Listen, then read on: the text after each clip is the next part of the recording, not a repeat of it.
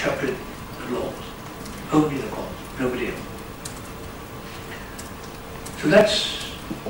In fact, if I can then, since you bring up the concept of common law, there's of course the difference between the system we have here in Hong Kong and what exists across the border.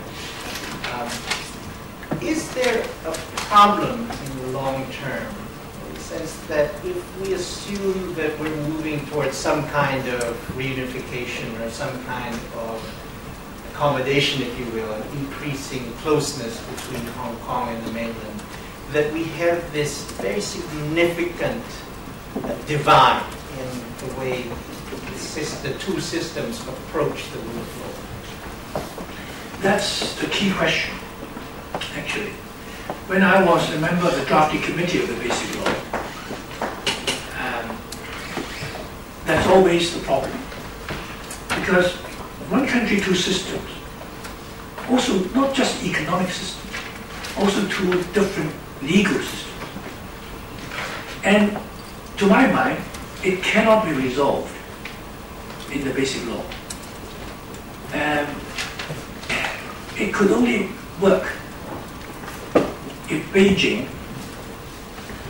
wanted it to work. Many years ago, when Beijing, when Deng Xiaoping first came up with this idea of one country, two systems, Hong Kong people ruling Hong Kong with a high degree of autonomy, I said at the time, I wish it could work, but I know it's going to be difficult. And I gave the analogy of the seesaw game. I'm sure when you were kids, you would have played it. Right? One sits on this side, the other sits on the other side, and then the seesaw game. How does it work? If you have a grown-up man playing the seesaw game with his young son, because it will go like that, it will tilt like that. The old man will sit at the back, the young boy will sit at the back, and it will go like that. The only way for it to work, and for the little kid to enjoy the game, is for big father to move forward towards the center of his plank until an equilibrium is struck. That little boy can play the game with Big Daddy. Beijing is Big Daddy. Hong Kong is so tiny.